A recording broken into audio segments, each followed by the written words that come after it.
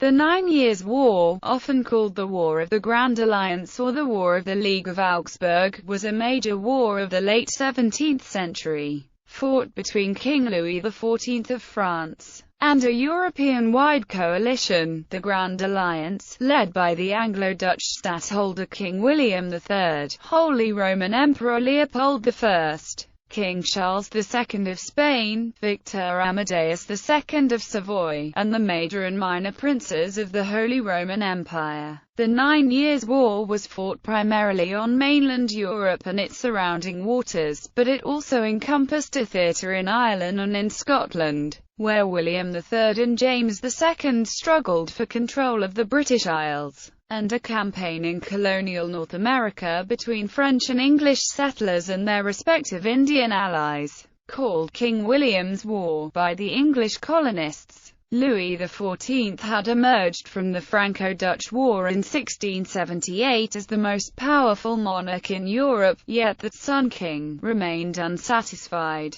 Using a combination of aggression, annexation, and quasi-legal means, Louis XIV immediately set about extending his gains to stabilize and strengthen France's frontiers, culminating in the brief War of the Reunions. The resulting Truce of Ratisbon guaranteed France's new borders for 20 years. But Louis XIV's subsequent actions, notably his revocation of the Edict of Nantes in 1685, led to the deterioration of his military and political dominance. Louis XIV's decision to cross the Rhine in September 1688 was designed to extend his influence and pressure the Holy Roman Empire into accepting his territorial and dynastic claims. But when Leopold I and the German princes resolved to resist, and when the States General and William III brought the Dutch and the English into the war against France, the French king at last faced a powerful coalition aimed at curtailing his ambitions. The main fighting took place around France's borders.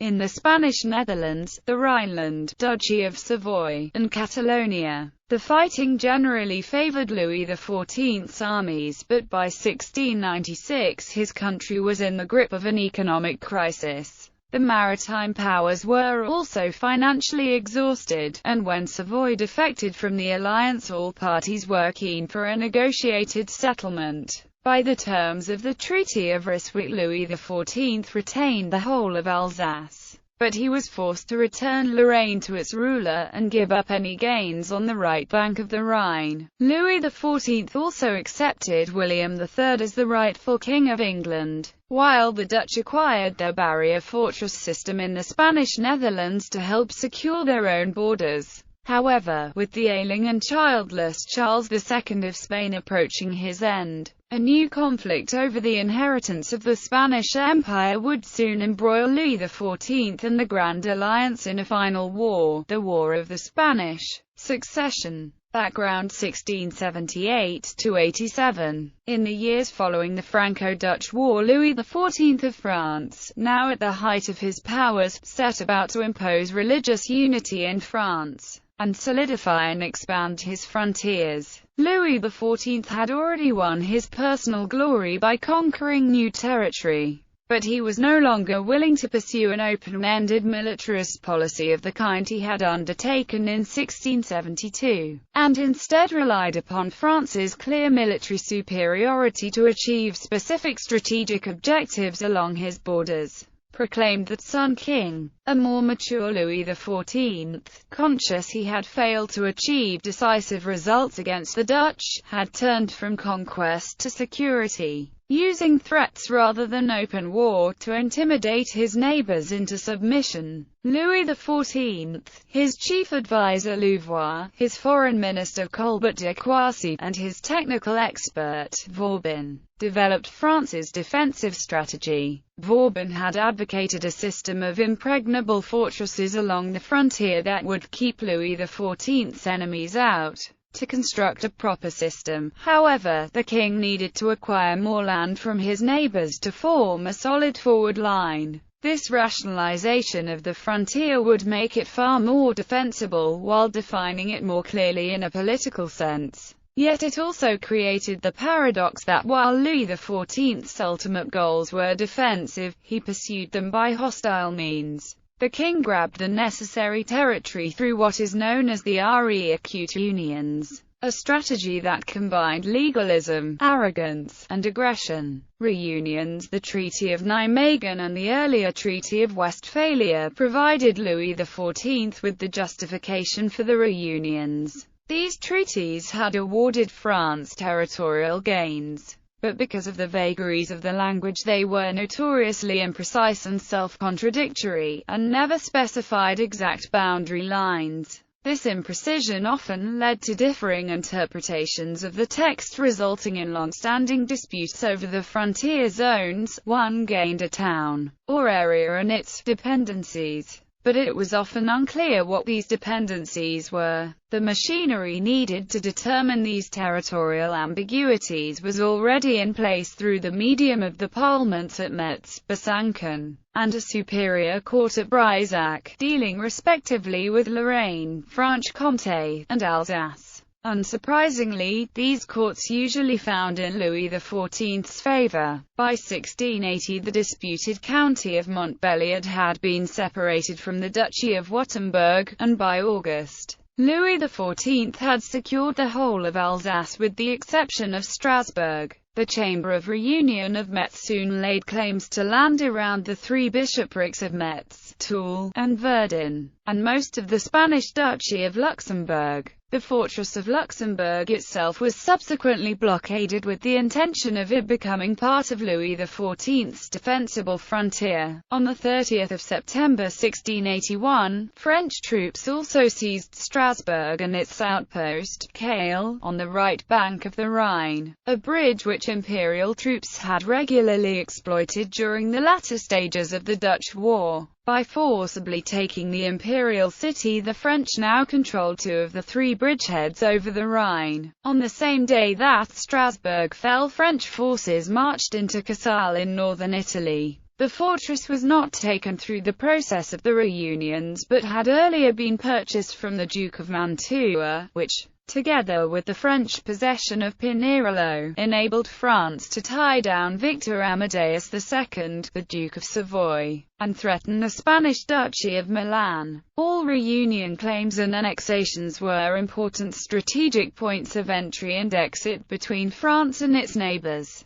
and all were immediately fortified by Vauban and incorporated into his fortress system. Thus, the reunions were carving territory from the frontiers of Germany, while annexations were establishing French power in Italy. Yet seeking to construct his impregnable border, Louis XIV so alarmed the other European states that he made the war he sought to avoid inevitable. His fortresses not only covered his frontiers, they projected French power. Only two statesmen might hope to oppose Louis XIV.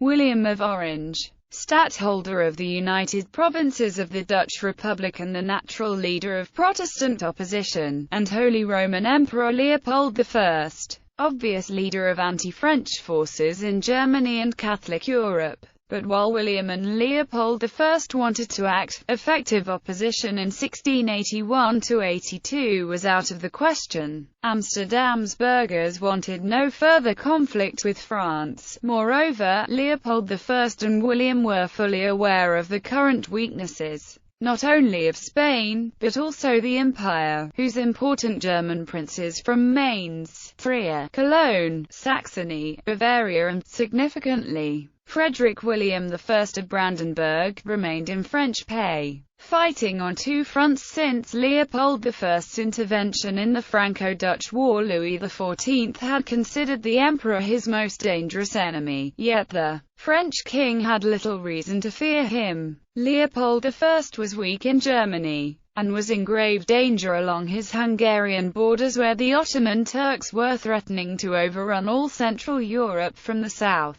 Louis XIV had encouraged and assisted the Ottoman drive against Leopold I's Habsburg lands, and had assured the Porte that he would not support the emperor. He had also urged King Sobieski of Poland not to side with Leopold I, and pressed the malcontent princes of Transylvania and Hungary to join with the Sultan's forces and free their territory from Habsburg rule. When the Turks besieged Vienna in the spring of 1683, Louis XIV did nothing to help the defenders. Taking advantage of the Ottoman threat in the east, Louis XIV invaded the Spanish Netherlands on 1 September 1683 and renewed the siege of Luxembourg, which had been abandoned the previous year. The French required of the Emperor and Charles II of Spain a recognition of the legality of the recent reunions, but the Spanish were unwilling to see any more of their holdings fall under Louis XIV's jurisdiction. Spain's military options were highly limited, yet the Ottoman defeat before Vienna on 12 September had emboldened them, in the hope that Leopold I would now make peace in the east and come to their assistance. Charles II declared war on France on 26 October. However, the emperor had decided to continue the Turkish war in the Balkans and, for the time being, compromise in the west, with Leopold I unwilling to fight on two fronts, with a strong neutralist party in the Dutch Republic tying William's hands, and with the Elector of Brandenburg stubbornly holding to his alliance with Louis XIV. There was no possible outcome but complete French victory. The War of the Reunions was brief and devastating, with the fall of Courtrai in early November 1683, followed by Dixmude in December and Luxembourg in June 1684. Charles II was compelled to accept Louis XIV's peace deal. The Truce of Ratisbon, signed on 15 August by France on one side and the Emperor and Spain on the other, rewarded the French with Strasbourg, Luxembourg and the reunion gains. The resolution was not a definitive peace, but only a truce for 20 years. Yet Louis XIV had sound reasons to feel satisfied. The Emperor and German princes were fully occupied in Hungary, while in the Dutch Republic, William of Orange remained isolated and powerless, largely because of the pro-French mood in Amsterdam. Persecution of the Huguenots at Ratisbon in 1684. France had been in a position to impose its will on Europe, however. After 1685 its dominant military and diplomatic position began to deteriorate. One of the main factors for this diminution was Louis XIV's revocation of the Edict of Nantes and the subsequent dispersal of France's Protestant community.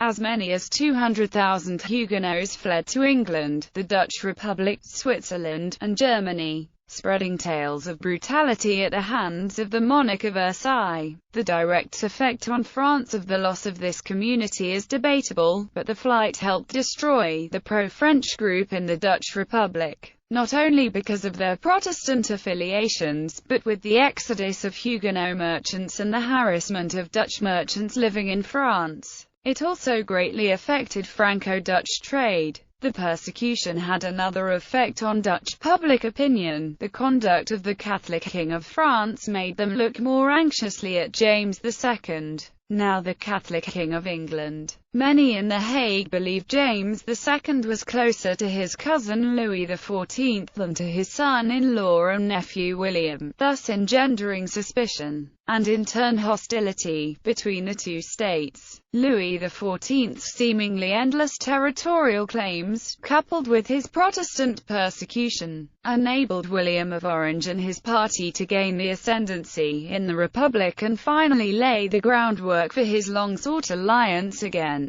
France. Although James II had permitted the Huguenots to settle in England, he had enjoyed an amicable relationship with his co-religionist Louis XIV.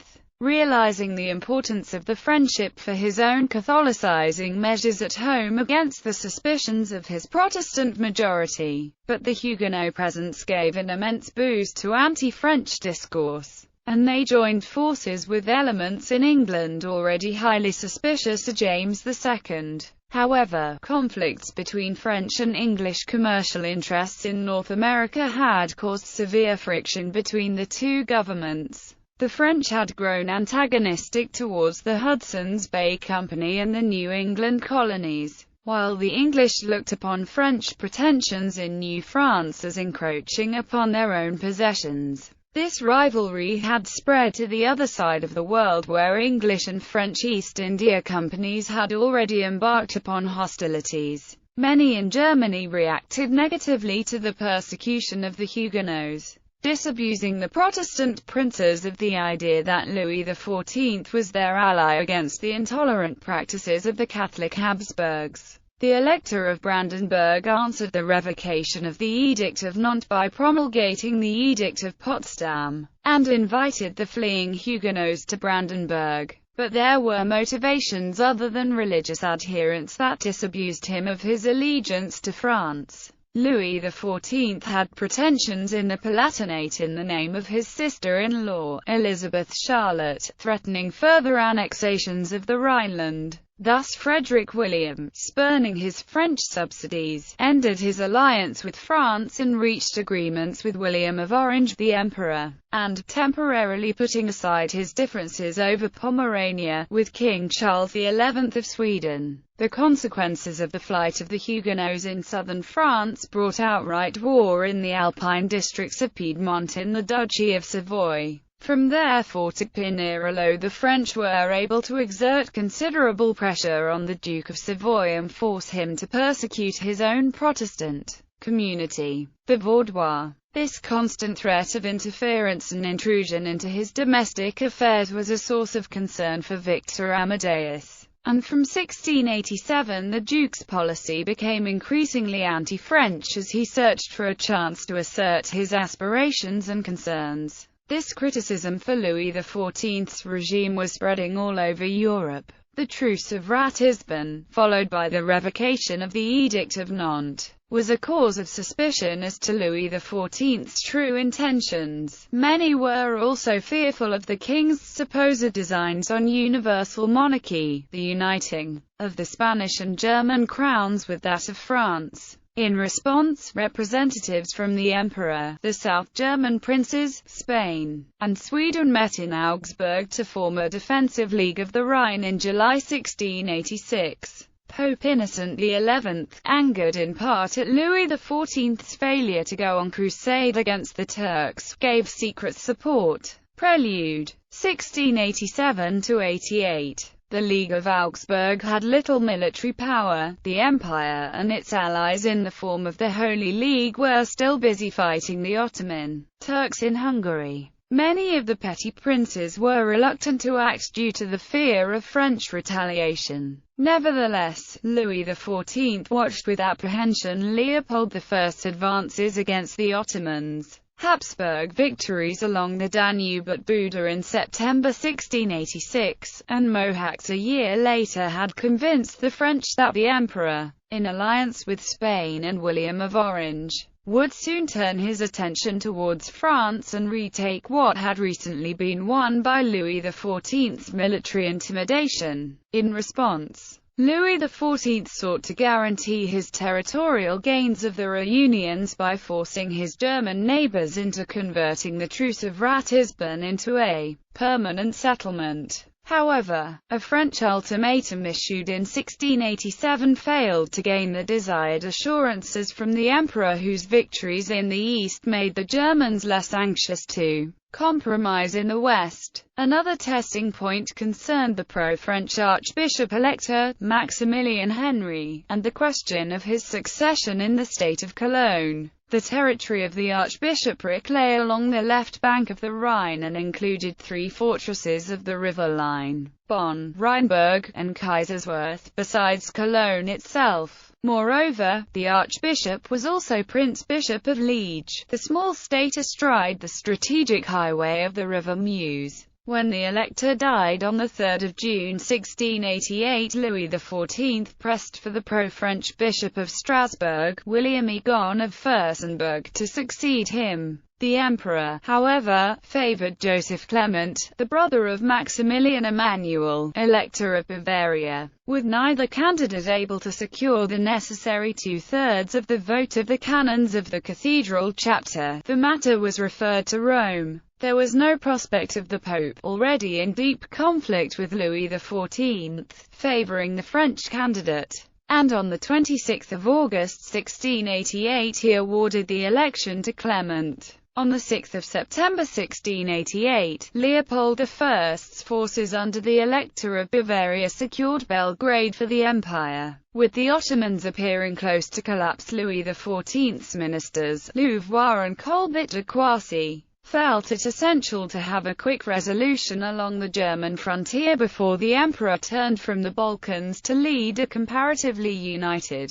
German Empire against France on the Rhine and reverse the Ratisbon settlement. On 24 September, Louis XIV published his manifesto, his Memoire de Raisons, listing his grievances. He demanded that the Truce of Ratisbon be turned into a permanent resolution, and that Fürstenberg be appointed Archbishop-Elector of Cologne. He also proposed to occupy the territories that he believed belonged to his sister-in-law regarding the Palatinate succession. The Emperor and the German princes, the Pope, and William of Orange were quite unwilling to grant these demands. For the Dutch in particular, Louis XIV's control of Cologne and Liege would be strategically unacceptable, for with these territories in French hands the Spanish Netherlands buffer zone would be effectively bypassed. The day after Louis XIV issued his manifesto, well before his enemies could have known its details, the main French army crossed the Rhine as a prelude to investing Philipsburg,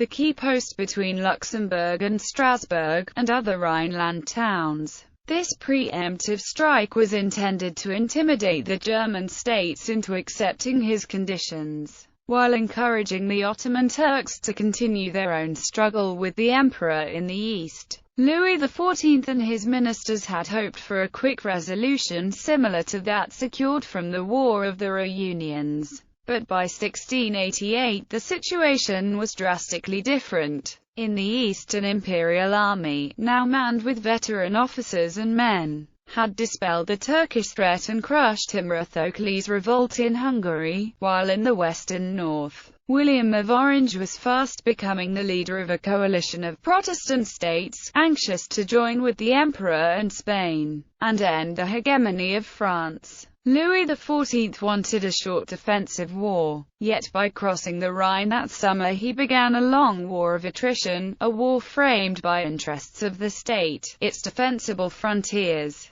and the balance of power in Europe.